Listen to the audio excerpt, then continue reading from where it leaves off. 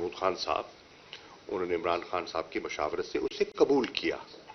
کیوں قبول کیا؟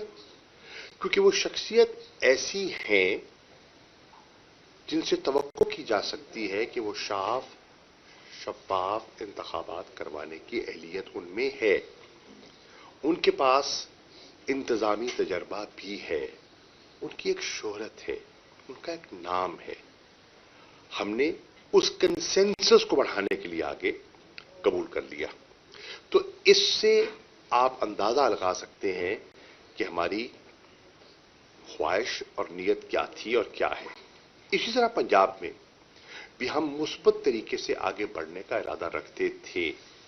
ہم نے ایسے نام تجویز کیے جو ہماری رائے میں پی ڈی ایم کو قابل قبول ہوں گے، تاکہ یہاں بھی ایک کنسنسس بن جائے اور معاملہ الیکشن کمیشن تک نوبت نہ آئے. کیونکہ الیکشن کمیشن کا جو رویہ رہا ہے وہ غیر جانبدار نہیں رہا. یکے بعد دیگر ان کے جو فیصلے آئے ہیں وہ متنازع تھے. ہم نے ان کو عدالتوں میں چیلنج کیا اور عدالتوں نے ہمیں ان فیصلوں کے خلاف ریلیف دیا. یعنی کہ عدالتوں نے بھی ان فیصلوں سے اتفاق نہیں کیا. اب الیکشن کمیشن کا اگر یہ رویہ تھا اور ہے تو ہماری خواہش تھی کہ ہم ایسا قدم اٹھائیں کہ سیاسی انداز میں مل بیٹھ کر ہم ایک لیول پلینگ فیلڈ اور ایک شفاف الیکشن کا ماحول پیدا کریں. ہم نے نام تجویز کیا کس کا؟ سکھیرا صاحب کا. سکھیرا صاحب کون ہیں؟ سیکٹری کیبنٹ ڈویژن ہے. کس کے ساتھ؟ موجودہ وزیر اعظم شہباز شریف کے ساتھ. اعتماد ہے تو رکھا ہوا ہے انہوں نے. ہم نے نام تجویز کیا چیمہ صاحب کا، ایکس چیف سیکرٹری پنجاب. وہ کون ہے؟ ایک اچھی ریپوٹیشن کے بیوروکریٹ، اور وہ شہباز شریف کے ساتھ چیف سیکرٹری رہے پنجاب میں. ہم نے نام تجویز کیا کھوسا صاحب کا. کھوسا صاحب پرنسپل سیکرٹری رہے نواز شریف صاحب کے. یعنی کہ اعتماد تھا تو لگایا نا اپنا پرنسپل سیکرٹری. اور اب جو آسٹیرٹی کمیٹی لگائی ہے انہوں نے غالباً ان کا بھی ان کو کنوینر بنایا ہے. یعنی اعتماد ہے تو ان کو یہ ذمہ داری غالباً سونپی گئی ہے. کہنے کا مقصد یہ ہے کہ ایک راستہ نکل سکتا تھا، نہیں نکالا گیا. محسن نقوی صاحب کو نامزد کر دیا گیا اور اس پر تحریک انصاف کو سیریس ریزرویشنز تھیں اور ہیں. تحریک انصاف سمجھتی ہے کہ ان کا جو ایک رول رہا ہے رجیم چینج میں وہ آپ کے سامنے ہے. تحریک انصاف سمجھتی ہے کہ ان کا ان کے جو چینل کا جو ایک پی ٹی آئی کے بارے میں رویہ رہا ہے وہ قوم کے سامنے ہے.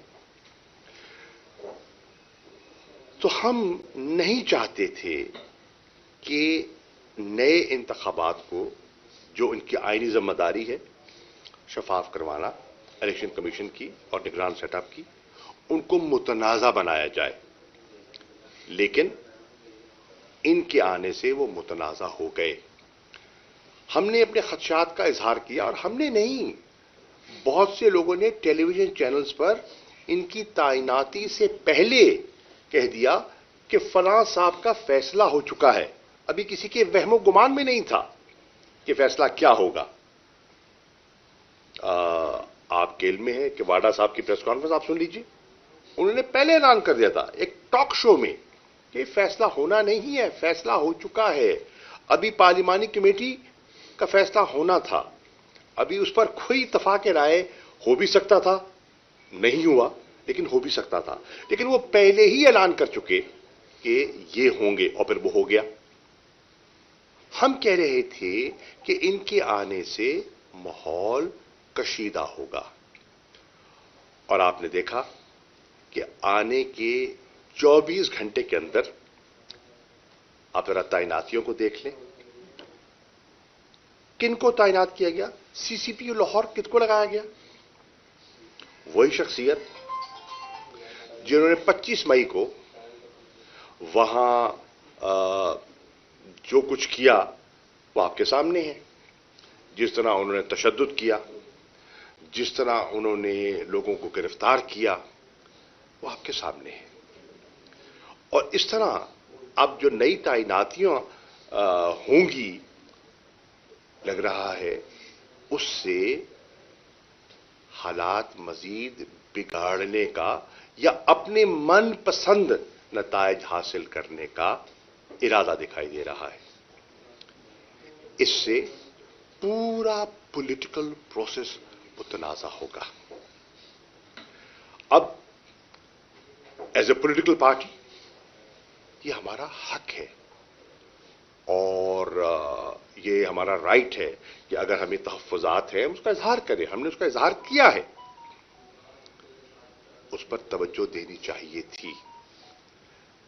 आपने इस तैनाती से आने वाले इंतखाबात के लिए एक ऐसा बीज बो दिया है जिससे उस इंतखाबात अभी हुए नहीं हैं, उनकी शफाफियत पर पहले ही निशान, सवालिया निशान खड़ा हो गया।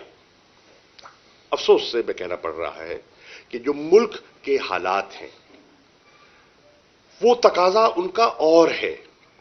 आप देखिए पूरा मुल्क तारीकी में डूब गया घंटों, और उसका जो मईशत का नुकसान हुआ वो भी आपके सामने है। और खुदा ना खास्ता उस अंधेरे की आड़ में कोई ऐसी कार्रवाई हो जाती जो मुल्क के लिए नुकसानदेह होती, उसको आप रद्द नहीं कर सकते। आप देख रहे हैं कि मुल्क एक माशी बहरान से दो चार है। आप देख रहे हैं कि आईएमएफ के साथ अभी भी कोई अंडरस्टैंडिंग मुकम्मल तय नहीं हो पाई। तो वजीर आजम ने कहा है कि हम उनकी सब शराइत मानने के लिए तैयार हैं। तो फिर मिफ्ता इस्माइल साहब को हटाकर और डार साहब को क्यों लाया गया? और डार साहब ने मिफ्ता इस्माइल साहब पर जो तनकीद की उसका क्या जवाब था? अगर वही प्रोग्राम जिसको मिफ्ता साहब ने निगोशिएट किया था उसी पर अमल दरामद करना है तो इस चेंज की जरूरत महसूस क्यों की गई? देखिए ये सब सवाल हैं जो लोगों के ज़हनों में उठ रहे हैं। आज कैफियत क्या है कि आटे के लिए लाइनें लगी हुई हैं हर शहर में। आज कैफियत ये है कि सनतें बंद हो रही हैं, बेरोजगारी में इजाफा हो रहा है। आज कैफियत ये है कि अफराते ज़र जिस हद तक पहुंच चुका है वो माजी करीब में आपने नहीं देखा। पिछली 5 दहाइयों में इस हद को उसने नहीं छुआ जो आज छू रहा है। और इस आईएमएफ प्रोग्राम के साथ अगर अंडरस्टैंडिंग हो जाती है, महंगाई का एक नया तूफान बर्पा होने वाला है। आज कैफियत यह है कि नई गंदम की फसल के लिए खाद दस्तयाब नहीं है। आज कैफियत यह है कि चूल्हों के लिए गैस दस्तयाब नहीं है और बिलों में इजाफे की बात की जा रही है। मुल्क बिजली के बहरान में है और नए इजाफे की बात की जा रही है, नए टैक्सेशन की बात की जा रही है, नए मिनी बजट की बात की जा रही है। ये मुल्क के हालात हैं। और हुकूमत की तरजीहात, पर्चे, पकड़ धकड़, गिरफ्तारियां। हुकूमत की तरजीहात इमरान खान को और उसकी जमात को नीचा दिखाना। और आपने देखा कैसी कैसी क्या सराइयां। और आपने देखा पूरे लाहौर में कल क्या हुआ। पूरे लाहौर में एक अफवाह फैली। अब उसके बाद जो एक रिएक्शन सामने आया वो भी आपके सामने है। पूरी कौम ने देखा कि जीआईटी की फाइंडिंग्स को किस तरह मुस्तरद किया गया और एक नई जीआईटी तश्कील दी गई। आपने देखा कि किस तरह वजीराबाद के हमले के बाद एफआईआर तक दर्ज नहीं हुई। इन हालात में अब हम देख रहे हैं, आपके सामने है आज फवाद के साथ क्या हुआ। کل کسی اور کے ساتھ ہو سکتا ہے. یہ تو لگتا ہے کسی ایجنڈے کے تحت آگے بڑھ رہے ہیں، اور وہ ایجنڈا وہ بزور بازو پورا کر سکتے ہیں. پاکستان کی تاریخ اس سے بھری ہوئی ہے، اور اس کے نقصانات جو ہیں اس سے قوم بے خبر نہیں ہے. آپ مقدمے بھی کر سکتے ہیں، آپ جھوٹے مقدمے بھی بنا سکتے ہیں، آپ گرفتاریاں بھی کر سکتے ہیں، سب کچھ ہو سکتا ہے. ملک کا اس کو کیا فائدہ ہوگا؟ جو سیاسی استحکام آج پاکستان کو درکار ہے، جس سے کہ معاشی استحکام جڑا ہوا ہے، وہ کیسے حاصل ہوگا؟ یہ ہے لمحہ فکریہ.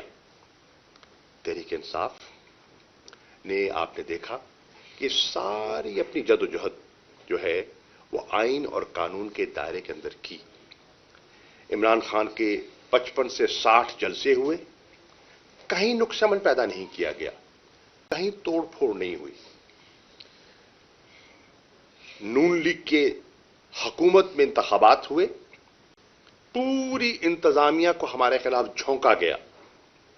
عوام نے بلے پہ مہر لگا کر تحریک انصاف کو کامیابی دی بیشتر سیٹوں پر.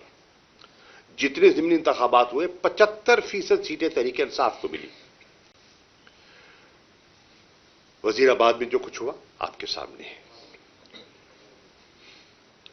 اس سے حکومت وقت چاہتی کیا ہے؟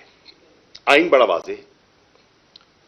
اسمبلیاں تحلیل کی گئیں تو آئین کے تقاضوں کے مطابق کی گئیں. کیا آئین چیف منسٹر کو یہ اختیار نہیں دیتا کہ وہ ایڈوائز کر سکے گورنر کو اسمبلی کی تحلیل کے لیے؟ اور انہوں نے کیا. کیا خیبر پختونخوا میں ایسا نہیں ہوا؟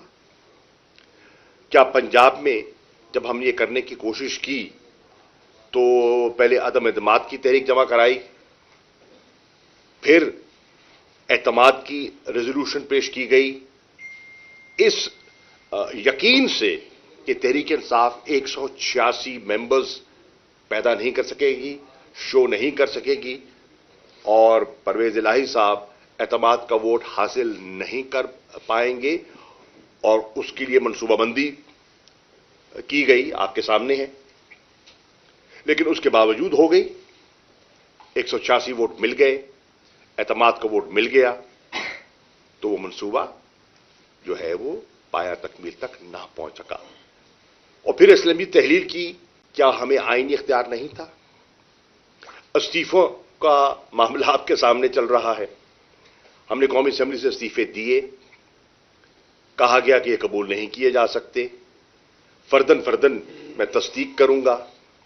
اور پھر آپ نے دیکھا کہ یک لخت جب ہم نے پھر آئینی اور قانونی طریقے سے ایک سرکاری قاعدے حزب اختلاف کو ہٹانے کے لیے ایک سیاسی موو چلا، تو آپ نے دیکھا ابھی ہماری میٹنگ جاری تھی تو 35 مزید لوگوں کو ڈی نوٹیفائی کر دیا گیا، اس خوف سے کہ کہیں یہ اس کو چینج نہ کر پائیں، اور اگر اعتماد کی ووٹ لینے کی نوعیت آتی ہے اور شہباز شریف صاحب نہیں لے پاتے اور رن آف ہوتا ہے تو مشکلات پیدا نہ ہو جائیں، تو تحریک انصاف کی عددی اکثریت کم کی جائے. یہ آپ کے سامنے ہے. پھر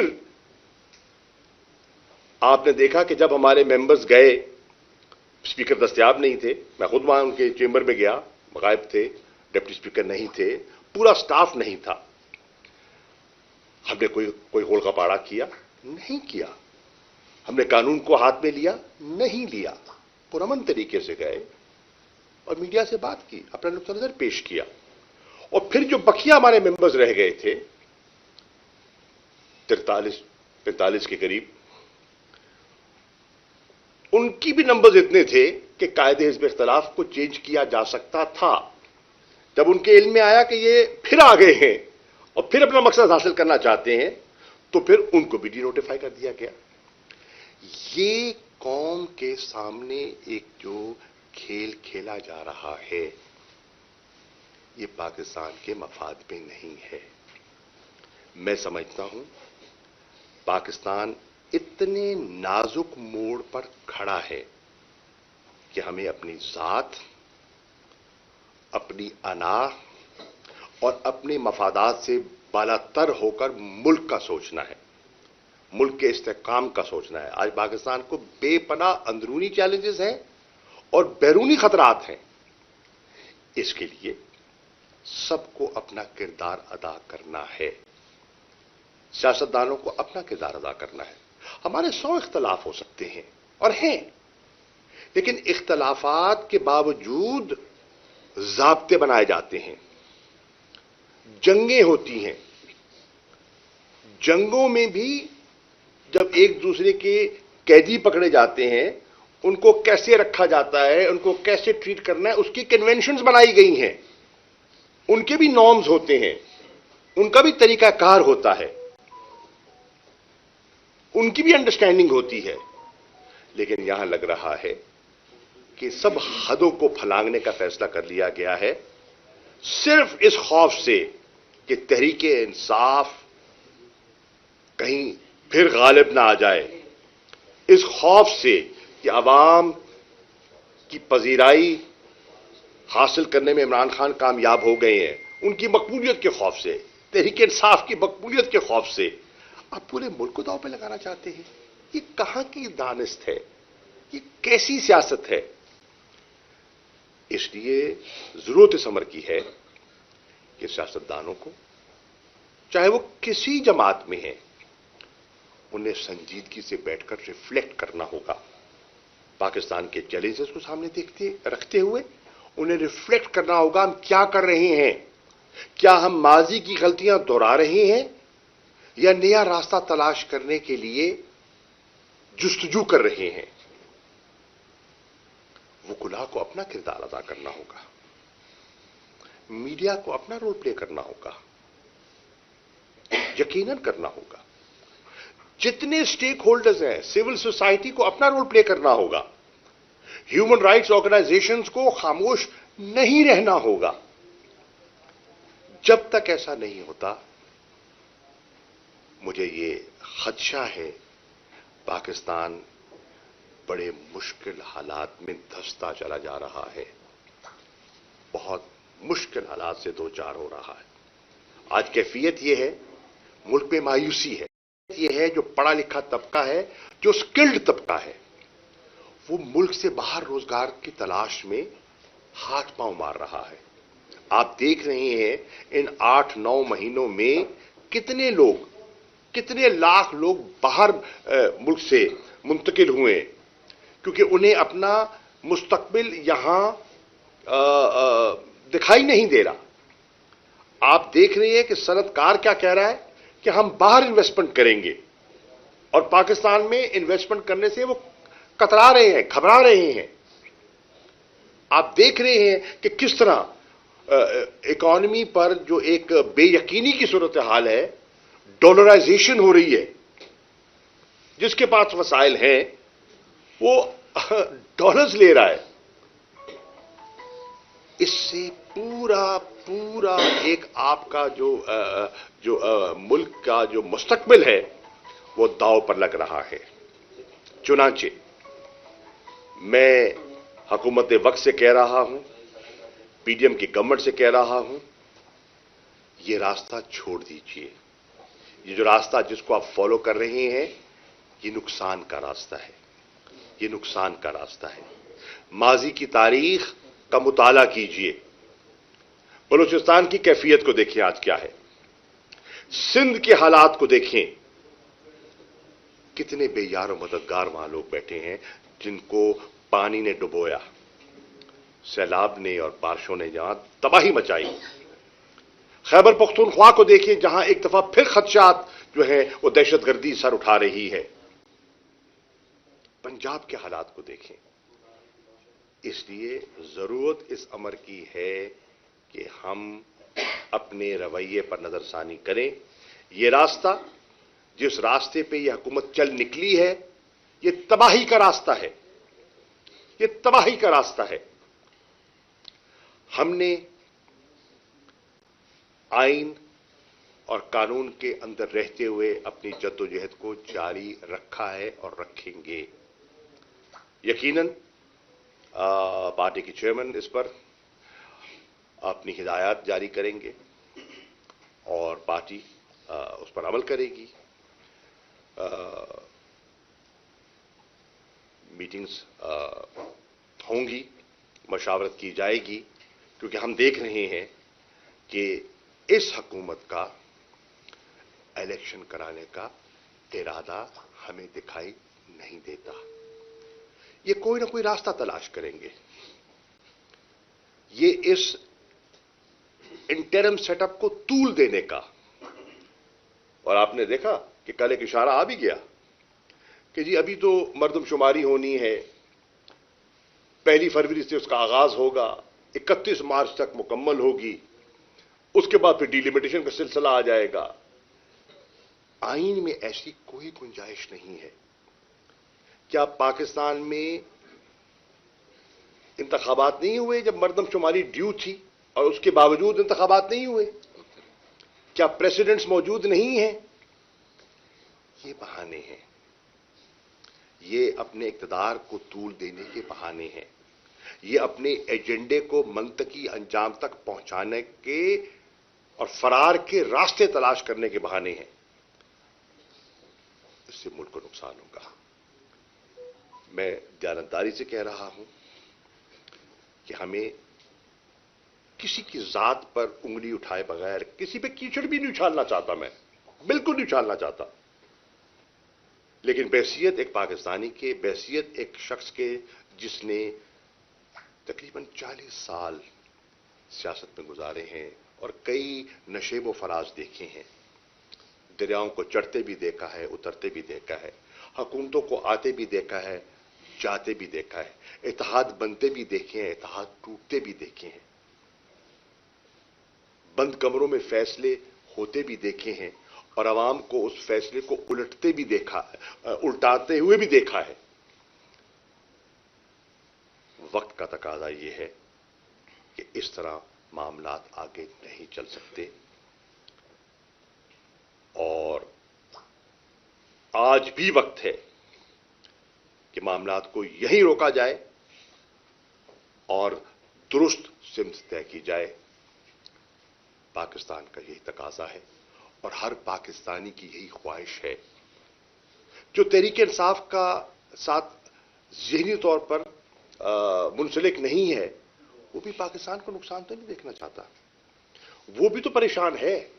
کیا صرف تحریک انصاف والے پریشان ہیں؟ وہ شہری جو کہ نون کے ساتھ منسلک تھا یا ہے، کیا وہ حالات سے مطمئن ہے؟ کیا وہ آج ملک کے معاشی حالات سے مطمئن ہے؟ جو پیپلز پارٹی کے ساتھ اپنے آپ کو منسلک سمجھتا ہے، کیا آج وہ حالات سے مطمئن ہے؟ ہو سکتا ہے کہ وہ اظہار نہ کر رہا ہو سکتا ہے کہ وہ خاموش ہو، لیکن جب دل پہ ہاتھ رکھ کر آپ بات کرتے ہیں تو آپ کا ضمیر جو ہے وہ آپ کو ملامت کرتا ہے. اور آج وقت ہے کہ وہ طبقہ جو درد دل رکھتا ہے اور پاکستان سے محبت رکھتا ہے وہ اب خاموش نہ رہے. اب خاموشی جو ہے وہ ملک کے لیے نقصان دہ ہوگی، اور ہو سکتا ہے بولنے کی بھی قیمت چکانی پڑے، اور کچھ لوگوں نے چکائی ہے، کچھ لوگوں نے چکائی ہے. بہر نو آج کے واقعے کی میں پرزور مذمت کرتا ہوں. یہ جمہوری نہیں ہے، یہ جمہوریت کی سوچ نہیں ہے، یہ فسطائیت کا عملی مظاہرہ ہے، اور ہمیں پاکستان کو اس کیفیت سے نکالنا ہے.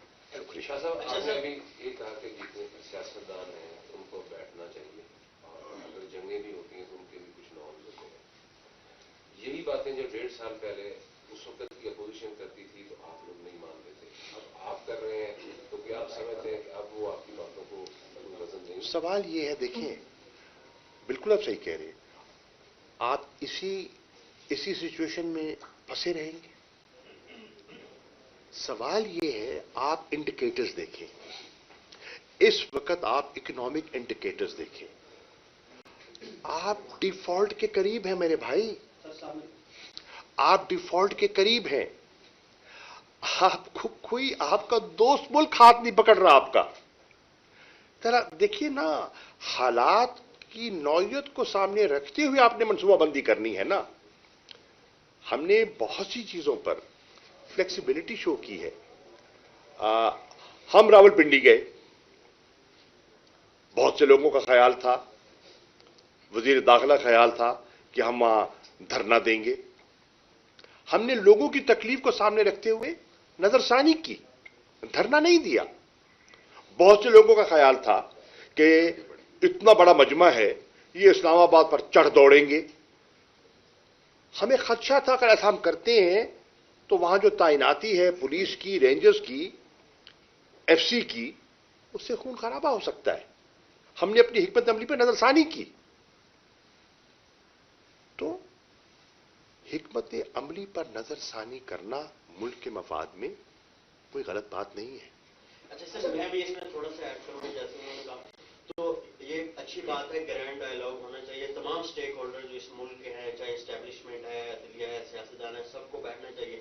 کیا عمران خان شیک ہینڈ کریں گے؟ کیونکہ عمران خان کی ابھی تک جو پالیسی نظر آ رہی ہے غیر لچکدار. بھائی جان، عمران خان نے آئین سے، دیکھیے بات سنیے، عمران خان نے آئین سے بالا کوئی بات کی ہو تو بتائیے. ٹھیک ہے، عمران خان کیا کہہ رہے ہیں؟ عمران خان کہہ رہے ہیں کہ میرے مطالبے آئین کی روح کے مطابق ہیں، آئین کی روح کے مطابق ہیں. تو عمران خان نے کیا مطالبہ کیا ہے؟